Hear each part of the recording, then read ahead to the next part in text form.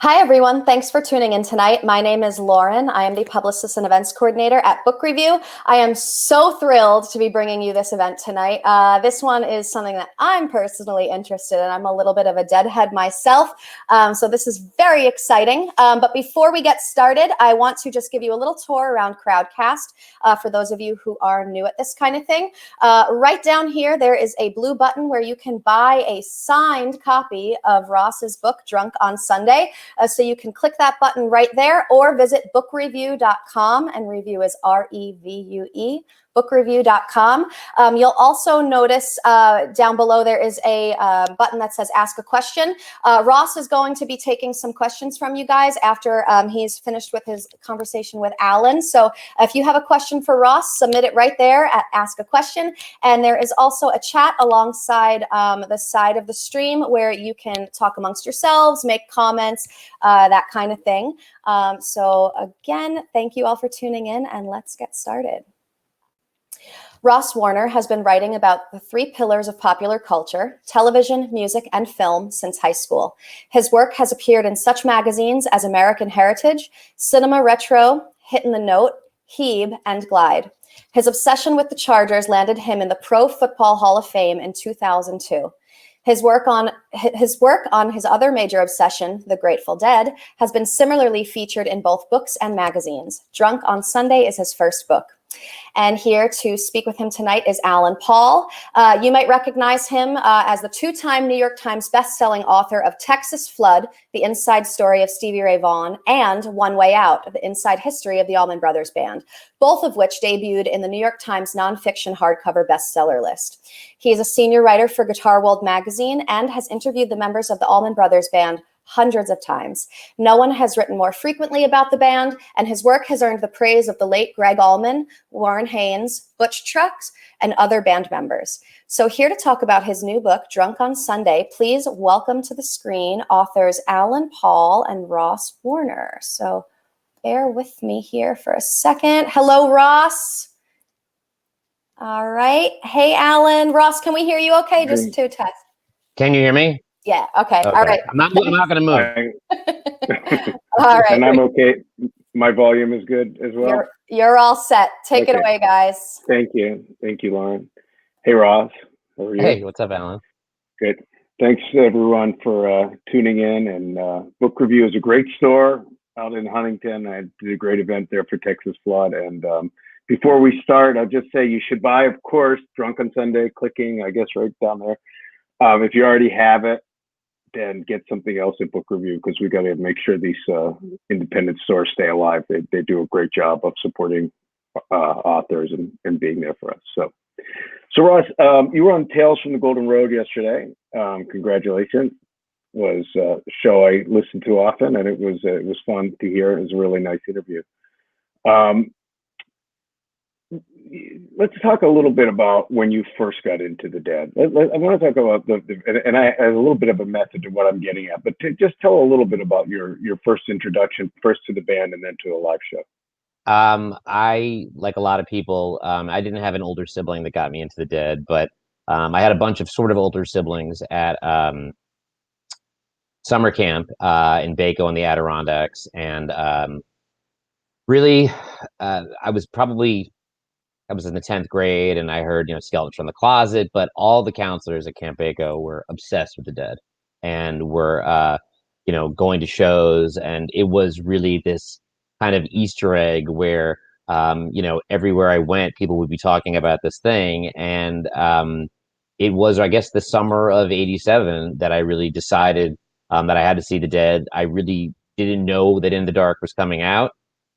It did, and I bought it. But my first actual show was September 18th, 1987, at the Garden, which has been released since then. So that was really, I know Lauren told the story about about Shakedown. That was my real introduction to the Dead. Was Friday night, sweaty mess of the Garden, and this band came out and really just blew my mind. If that kind of... Yeah, no. So what I was wondering, you have a bit of an obsessive personality, which lends itself well to being a Deadhead. Many Deadheads do, And so what I was wondering is when you first started getting into the music, were you aware of it as this? And you mentioned it was like an Easter egg. So maybe I think feel like the answer is yes, because before you even heard them, you were aware, it seems like, of that whole tape trading culture, which is, we take it for granted now, but it's kind of a wacky and interesting subculture in and of itself. Absolutely. And you and I don't think have really ever talked about it, but bless you. But I Thank was, you. fully into tape trading. My friend DJ would write out the J cards. I had Bed Bath and Beyond stacks of everything. And I did very quickly realize that since I was obsessive, this might not be the best marriage for me in terms of interest and my own tendencies, but in some ways it was completely right. And yeah, I was fully into tape trading. As you can imagine, it was sort of like collecting baseball cards, only you could take them out of the package and enjoy them, and they wouldn't lose value. Actually, they would, actually increase in value the more you listen to them. Right. Um, so when I don't even remember how you and I first met. Actually, I was going to tell a story about when we first met. Oh, am I good? Okay. Um, but when you and I first started interacting, I think it was after my book Big in China came out, and you saw it, and I think we're a little bit inspired that maybe you could have, your story be a story which is it's very it's exciting for me if I inspired anyone. Yeah. But when we were first talking, you were writing really a memoir, and what finally came out several years later was a novel that's obviously autobiographical, but it is a novel, not a memoir. So, can you tell me a little bit about why you made that change? And then I have some specific questions, but let's just say why and when you made that transformation. Obviously, again, my obsessiveness, but yeah, I think we met after I did read your book and I started emailing you and mentioning the mule and, obviously discussing my football affinity. But it started happening when I started writing it, and obviously editors, looked at it, and everybody liked the stories. Everybody liked the voice that I wrote in. But a lot of people said, as you can imagine, but we can't sell that. Nobody knows who you are. You're not an established personality. If Jim Gaffigan wants to write a book about his anecdotes, people will buy that and they'll give it a chance. But in your case, you're just a random voice to them. So it really it took time for me to get comfortable with how I could write it and have it still be authentic, but not necessarily be 100% factual. I will say that some of the people, who are in the book that are pretty accurately described have said that it pretty much is true. It's not so fictionalized, but as you can imagine, the early versions of it were, like you said, just anecdotes. And at the end, I would tell the reader, this is what I learned from the situation. And I very quickly learned that the show don't tell advice that people were giving me really was important. So once you made that decision and you transformed it into a fiction, into a novel, was it tempting to make yourself look better?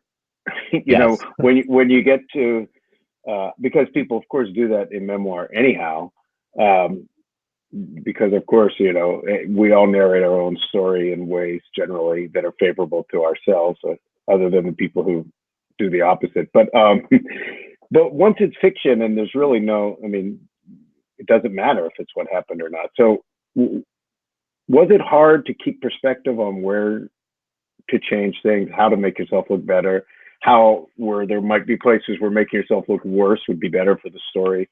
It becomes just a little bit of a trickier balancing act. I'm wondering. It really was. And the earliest advice I got from my agent Murray Weiss and Neil Pollock, who took a look at the book, was, yeah, you should show warts and all. In the book, I talk about seeing the Almonds in 2003 at the Beacon, and it not going so well for me. As you can imagine, the Almonds, especially post Dead, were really a place where you could go and just drink your face off. And in this case, it didn't fare well for me. So that was a story that I quickly realized would, because it is essentially true, and my wife and I are still together. She didn't completely jump ship. That was I think an example where I was a little afraid of how I could say that without making me look, too detestable. Obviously, whether it be Hunter Thompson or Fred Exley, you can make yourself look too much kind of like a stunted man child.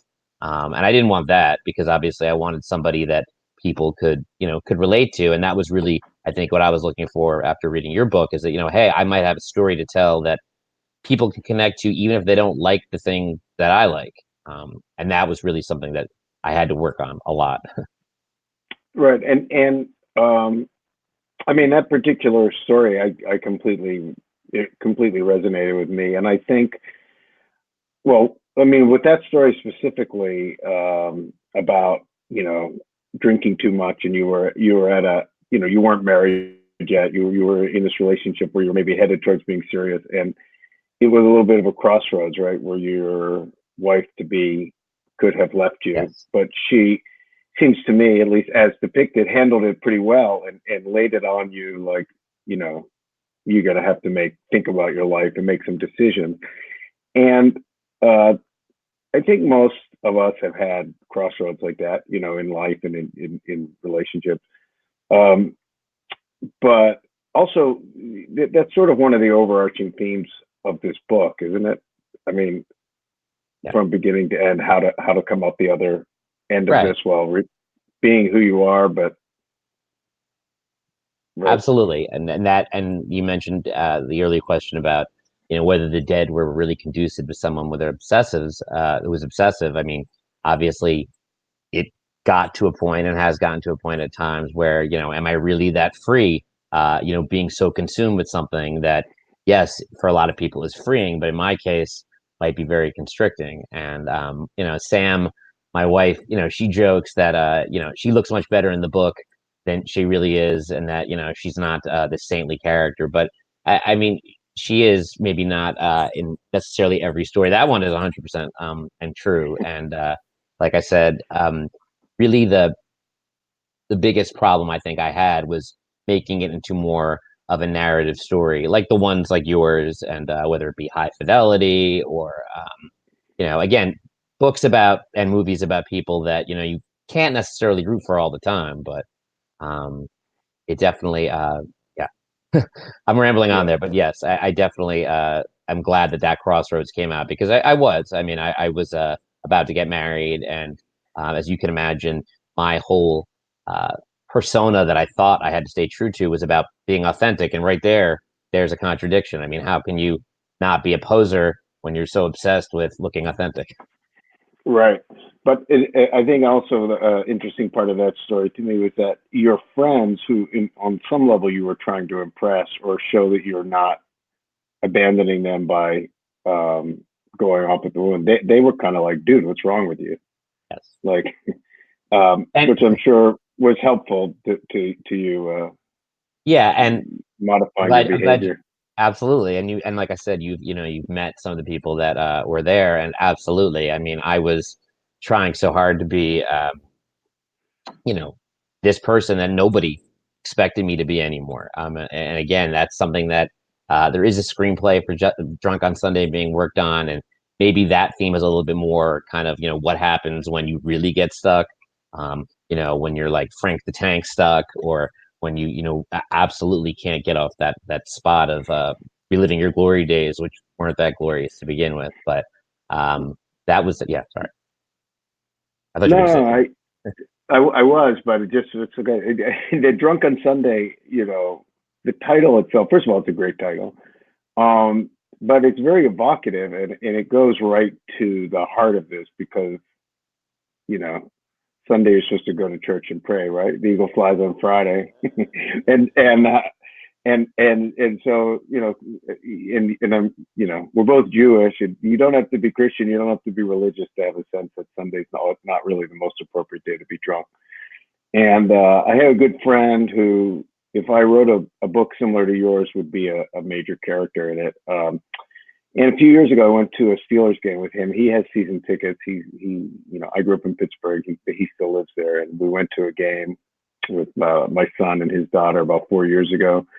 And I thought he went to every game. His family had season tickets for years, and he said that it was the first game he'd been doing 3 or 4 years. And I was really surprised. And he said, "Dude, I couldn't keep getting drunk on Sundays." Exactly. I don't know if I ever told you that. He said, "Why do you think I'm divorced?" Yeah, he was like, I mean, it literally ended his marriage. These, 8 tailgates a year. So it's a tenuous balance. But at least they won the Super Bowl. That's true. 6 times. More than one. Yeah, I'm aware of that. But I don't know if you So- remember, one of the first things you said to me when I started, harassing you was that I had this title for the book, and that was one of the first things you said, like, great title. And it really was just kind of not quite like the Grateful Dead looking in the dictionary, but I was reading Ray Nitschke's book called Mean on Sunday, and I literally just thought I'll swap out the name. And as you can imagine, I went through so many different, rejection letters, like Mr. Warner drunk on Sundays or drinking on, and people never got it right. So I think that I don't know if the actual like layout of the words matter, but that's something that like I really had to stick with because, like you said, it can mean a lot of things. I mean, I have been drunk on Sunday. A sequel could be written hungover on Monday. I've been there, but it is more of larger, a larger dilemma that you find yourself in. In your experience, do you find it odd or not odd to be an NFL fanatic and a deadhead? Like, are there a lot of?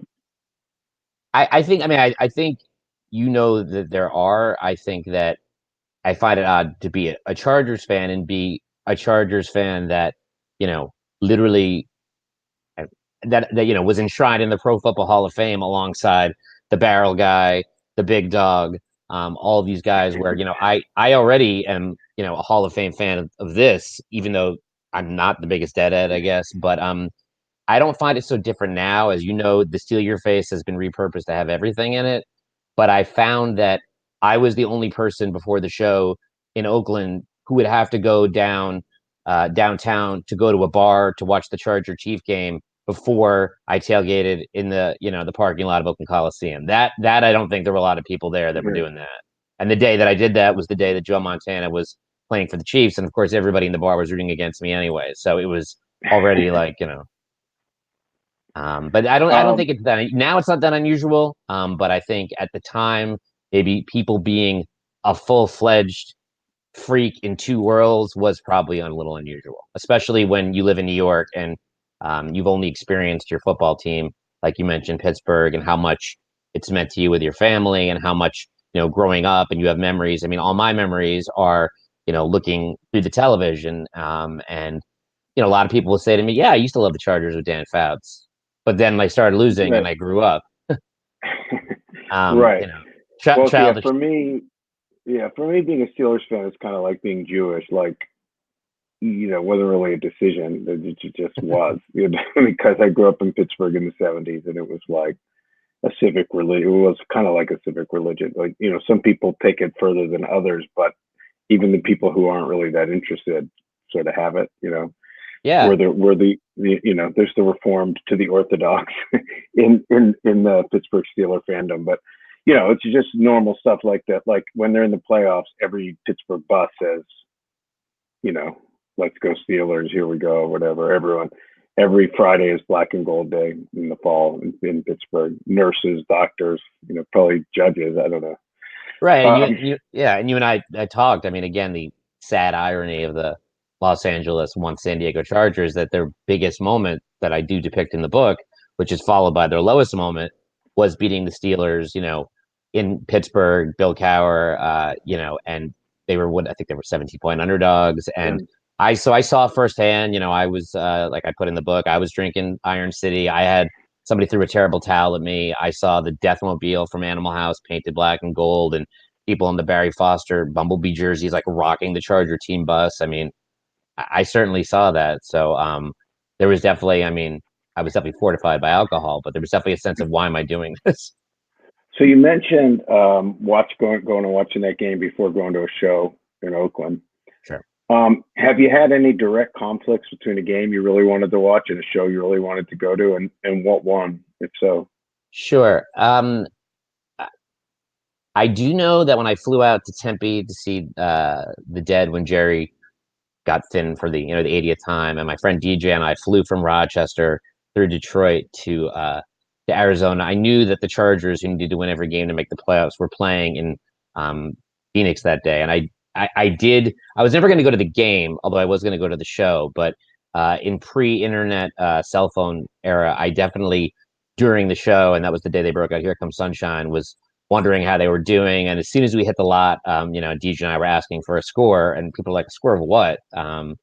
The only other time that I can say ever afflicted was when Chargers were playing the Packers in '93.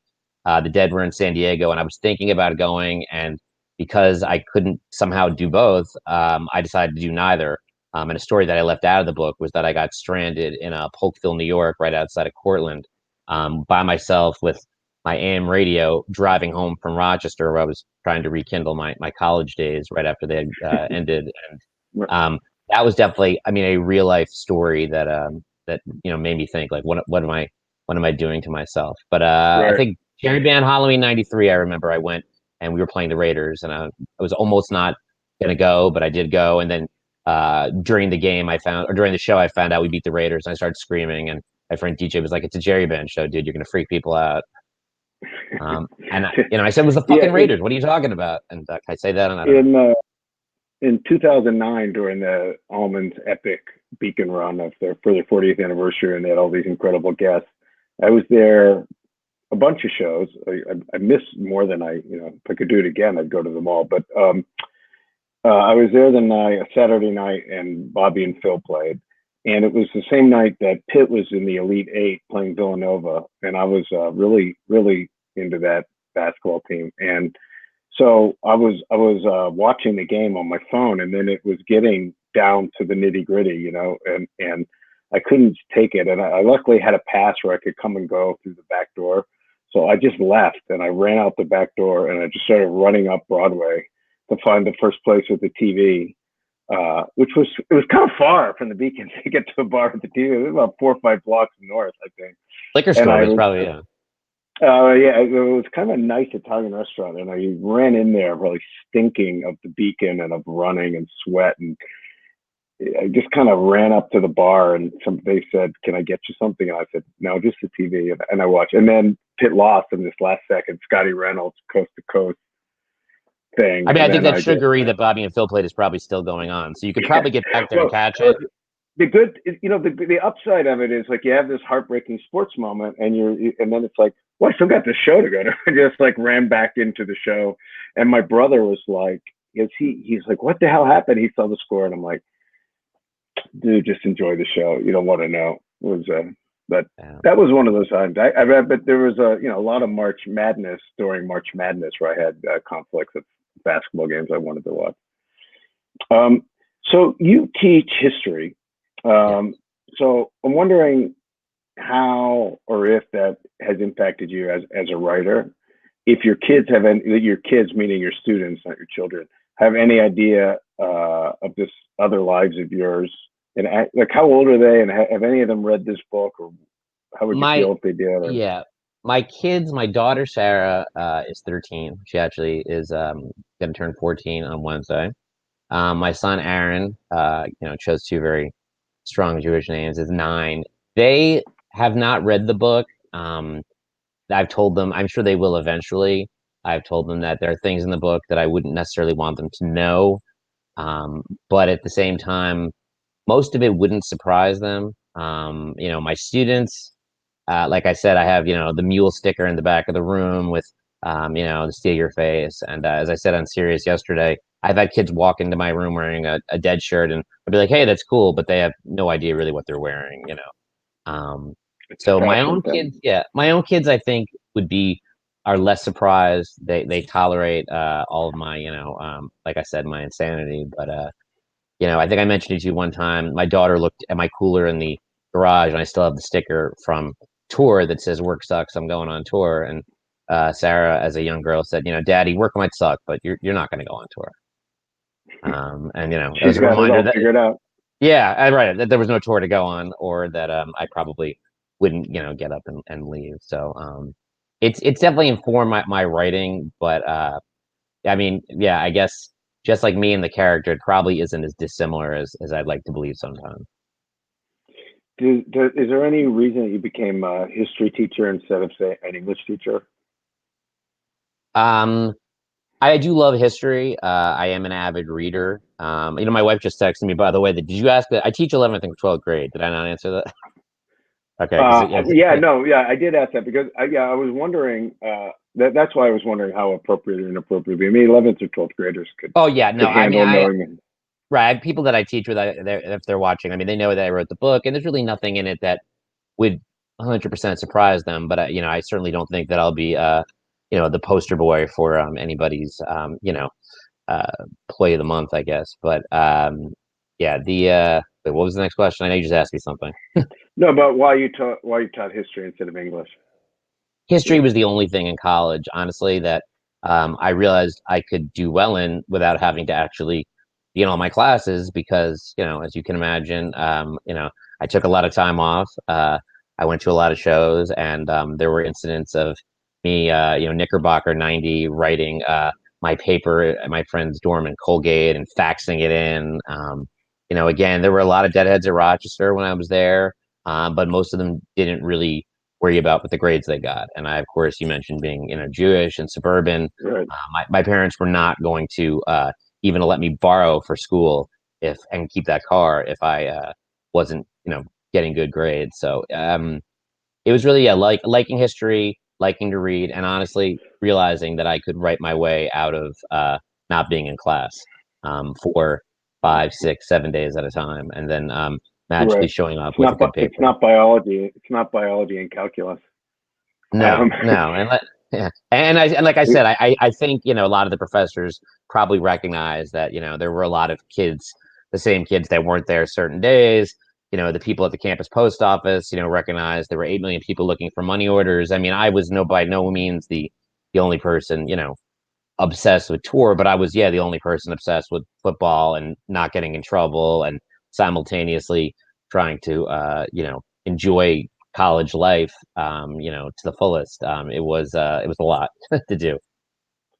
so have you found, in general, being a teacher a good way to balance being a writer and having a family and having some stability and also having some free time and Yeah, I mean, I think and I think my wife just texted me that if the kids have read it. I've not ever told a kid that I wrote a book, but I think that yeah, I've been able to find a balance. You know better than anybody, although I have never known this. That obviously it's hard to be creative when you have to be creative, and that it's your job, and so I have been able to find a balance. I certainly have spent many days after school working on the book. I mean, it really has been like a 25-year process. I hope that the next one will not be as difficult, at least not difficult to get somebody to read. But I think I have found a balance, and I do think that um,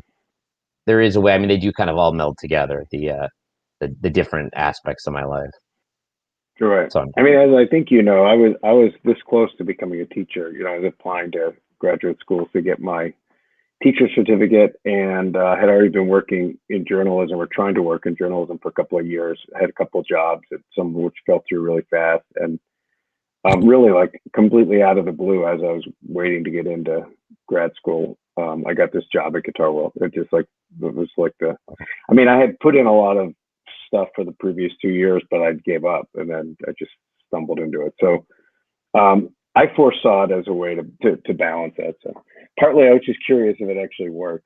To do that. like I said, my family might feel otherwise, but I think there is a way to make it work. It's taken a lot of time. So I love you mentioned earlier that you're in the Hall of Fame, and I love the stuff in the book where you get nominated, get brought into the Hall of Fame. Was it literally called the Superfan contest? I think it was, right? I'll post it. You can still find online.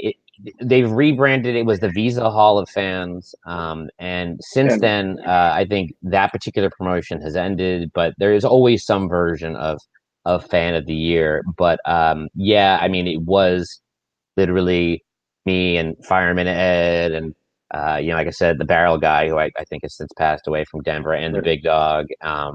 And my wife Sam, she flew out there with me, so I could get my plaque in my 15 minutes. But But that's another instance I thought where your wife comes off kind of heroically, because you are you're kind of mocking the whole thing, and because you don't want to be quite associated with the barrel guy, and right. you don't see yourself being them, and she's basically like, dude, what are you doing? Like, this is your moment. You're here for a reason, and just go with it and have fun. Right? Did I sum that up properly? Perfectly. She's Yeah. probably downstairs laughing right now. She's saying, "Don't downplay my awesomeness." I'm getting a text from the other row, but Yeah. she did absolutely, have that perspective, and I think again she has been extremely patient with me, and she has, like really, you know, directed me when need be. But yeah, I mean, I think I literally, I know I say that a lot, was the only person in the super fans who didn't have a persona, who didn't have a costume. And as I put in the book, I just told my story that I've always loved the Chargers. I snuck into bars to see them before I could actually see them for a Sunday ticket. I'd always make sure I went, and just my pure dedication, especially to one of the 12 teams who hasn't won a Super Bowl, that definitely resonated with I know the big dog, and other people, because it is like you said, I chose this. I do question why constantly. But But being a super fan, in a way, what's so interesting about the Dead is that it's a whole culture built around super fans, right? I mean, it's like, right, I mean, obviously, there's also plenty of casual fans, and but there's a not insignificant number of essentially super fans, and yeah, within that, there's almost I mean, it can be a little silly and almost competitive, right, about how many shows you've been to or where, whatever. Um, but there's something that's also just, I think, kind of beautiful and pure about that super fandom. yeah, So yeah. yeah, I don't know what the question is. It's Oh, more I of an mean, observation, but but it, you are right. I mean, I'm not going to say what I think you were saying, but I mean, with the Dead, there is no fan of the year, and yes, I saw 138 Dead shows, and yes, I throw that number out there like it's significant, but people who grew up, in the '60s, who for the Dead never was the same after Pigpen died. I'm, like the joke, and I started going to shows in 1987. you know, Really the touch heads, the people that got into the Dead from Touch of Grey, they weren't yet going to concerts. They were buying the album and wearing the shirt and kind of like pretending that they were old enough and dangerous enough to go to shows. So yeah, I think if you were going there with something, it's that, in the Charger thing, I may be super fan, but although, there are people that would say, where do I get off saying that about myself? But with the Dead, really, everybody is a super fan. right. And I'm Um, sure there were people that heard me yesterday. They were like, "Who is this guy?" so what's been your favorite iterations of of of Grateful Dead music post Grateful Dead? The funny thing is, the most fun that I had was the Joan Osborne version. And as you know, I am a huge Mule fan. Sam, got me into the Mule, and I love Warren. I didn't feel like once Warren came in, I always feel like he's trying.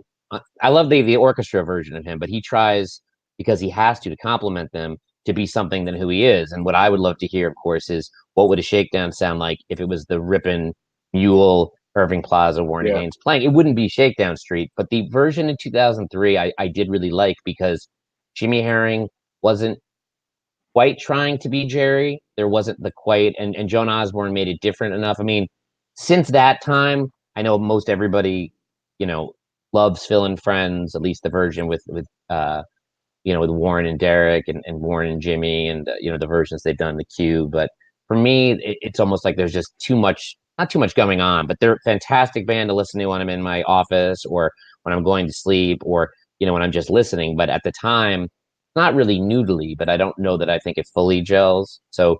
2003, definitely. I do really like John Mayer. I don't, obviously think that he is is Jerry. But as I've mentioned, I do think, and we've talked about it at Dead and Company show, that even just his sincerity, and how much he has kind of taken to Deadheads and them him. I mean, that to me, I think comes out. I don't think it always works. They play too slow.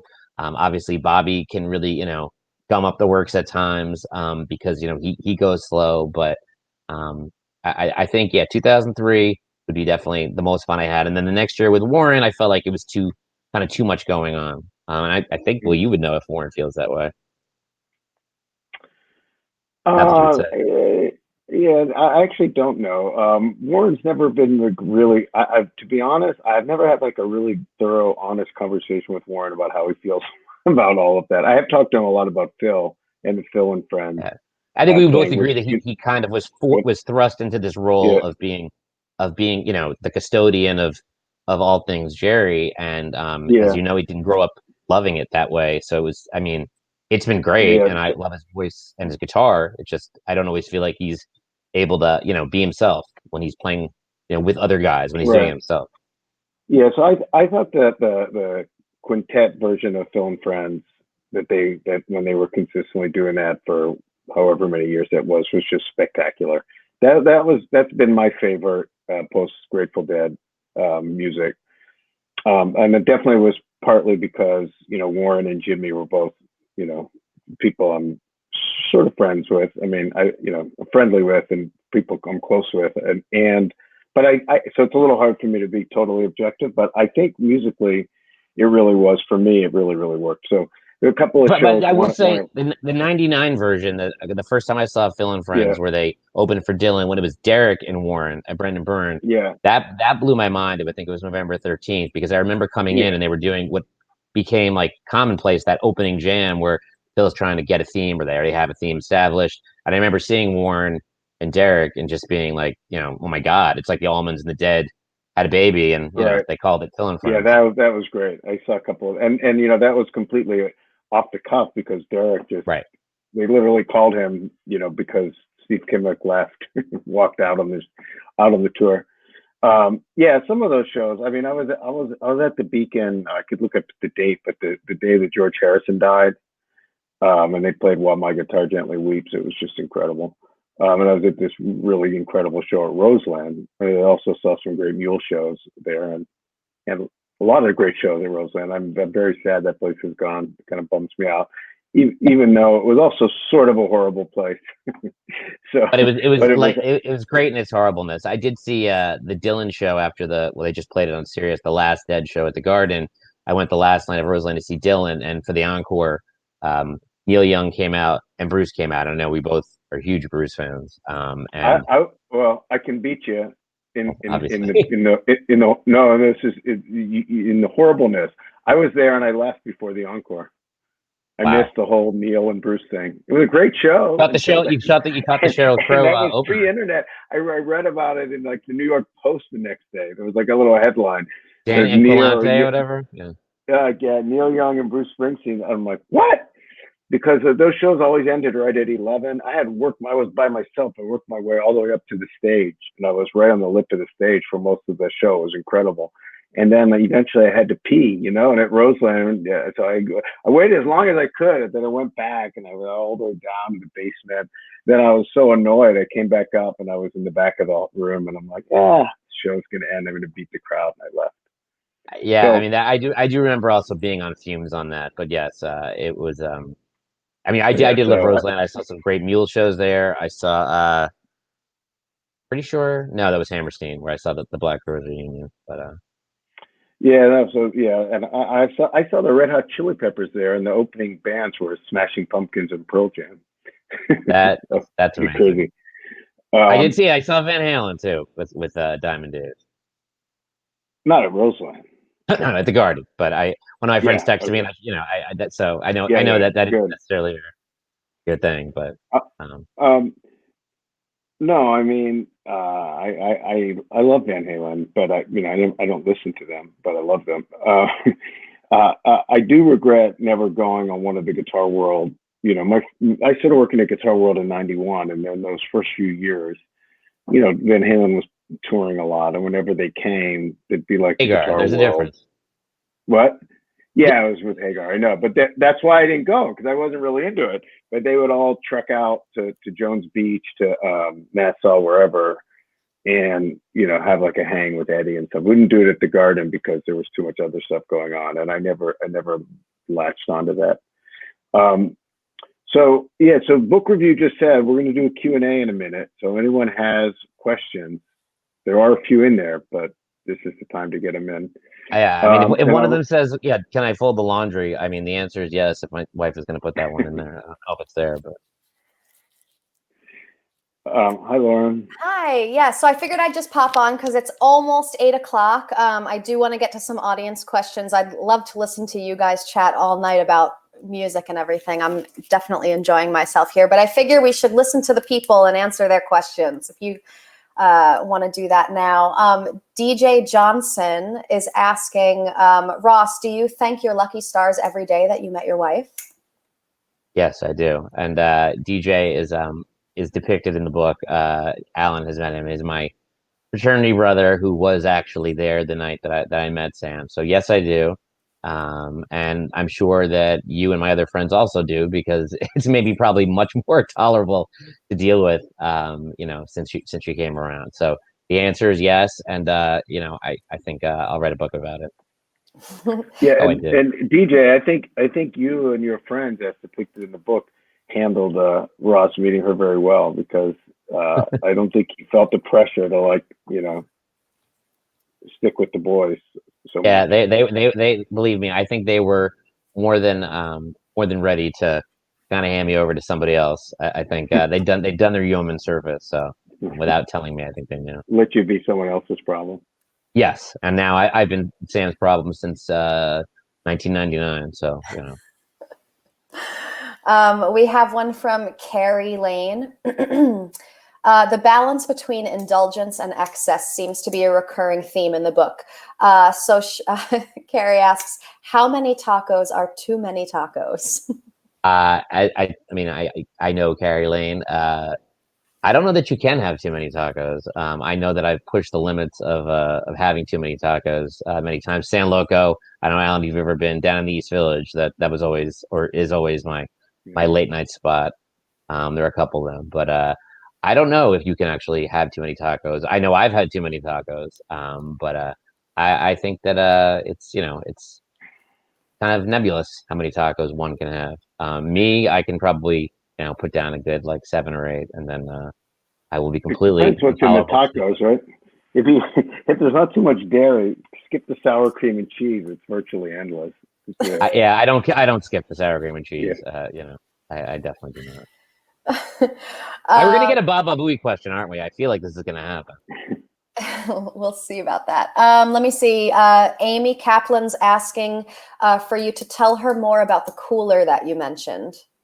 Yes. The cooler that I have, that I mentioned with my daughter. I bought it at Caldor's in 1990, in between Dead shows on the spring tour, and since then it has accumulated an insane amount of stickers, to the point that I've actually had to put layers of strapping tape on top of it. So I'm not even sure exactly where the cooler ends and the stickers begin, but I do have the cooler. It sends its regards. It's sitting in the garage. It's not filled with anything right now, but it certainly could be if we find out there's a brew show somewhere. I could be, tomorrow I could be out there if I needed it. Yeah, I hope there's any kind of show anywhere. Yeah, we gotta keep our fingers crossed for that. Amy also asks, have you ever considered doing mushrooms again after the story in the book? I have not. I feel like I should recruit my wife. I don't think that anybody needs me being that open. I think that even at age 49, I don't think anybody needs that. So the answer is probably, it's definitely no. But my friend Money, who is Amy's husband, who is depicted in the book as the person who, if he's watching, he's right that I probably would have been fine had I hung out with him, but I didn't. We got a great story out of it. But I probably should have taken his advice. That answer? Yeah, and jumping off of that one, I don't know who this doesn't have a name, but they said talk about how supportive your parents, Linda and Donnie, were after all of your shenanigans. I mean, yeah, my parents, as Alan, knows, and I put in the book, both in the last 3 years have passed away, and they were extremely supportive of my shenanigans. You know, um, they put up with a lot. They put up with a lot of, I need to borrow the car. They put up a lot of, I'm not sure when I'm going to be home. So they were extremely supportive. And, I did take my dad to a Dead show, which is depicted in the book. And I did put it in the Golden Road interview. So he did get to taste a little bit about what I liked, although I'm sure he couldn't imagine going back 137 times. But my parents, yeah, were. There was a funny moment in that scene to me when you took your dad to the show. Is you're hanging out in your car eating like deli sandwiches and drinking beer, and some like lot rat comes and bums Heineken from you. Yeah. And you talk to him for a couple minutes, and your dad's like, "He's such a nice fellow." But I do good that remember. your dad didn't drink a beer from him. Who knows what might have happened. I think March, well, here's the OCD, but March 11th of 92. It was a really, really raw day at NASA. So basically the lot scene was like, it was basically like, well, Lauren Renault having attended some of these on-site, lot events, but it really felt like we were just in a bubble. And when the guy came by and was mumbling, doses or, kind bud for your extra, my dad didn't quite ask me what that meant. I have a feeling he knew that, something illicit was being proposed. A good deli sandwich was probably, I actually have a question for you. What is your favorite era of the Dead? Because they did have a bunch of lineup changes, but what's your favorite? I mean, Alan, do you want? I mean, my favorite era on tape undoubtedly is 74. I guess to be really specific, June 74. My wife will laugh that I have this theory that 1974, Blood on the Tracks. The Knicks at least had won their second championship. Chargers still sucked. Mets had won the pennant. Godfather 2 came out, and I do love all of that May, June like sound of the Dead. It has that jazziness. I don't know how I would have fared being at the shows. I do mention in the book that I live right next to the Fillmore East, and my friends will attest to. I don't know that I would have been good at like a 2:30. They joke about me peaking too early, so I don't know that I would have been good for that. But on paper and on tape, it's definitely 74. I don't know, Alan, what you feel? Is that just for I me? like that different things, but that whole era sort of from 72 to 77. I don't know if I do like certain shows from each of those things I like. Probably have listened to the Europe 72 the most. I mean, not the original CD, and then like all the other stuff that's come out, the more complete. So I don't know, you get used to certain sounds. But I go through different phases. Sometimes I really like the 69, 70 as well, although for some reason I haven't listened to that in a long time. And I really like that Englishtown show. What's the date on that, Ross? 9377. Yeah. Yeah. It's in, I think, the tape compendium at Dead Base, but yeah, I do love Englishtown, and it does have a very singular kind of a sound to it because, as you know, it's the only show of the summer. Jerry's playing as Travis Bean.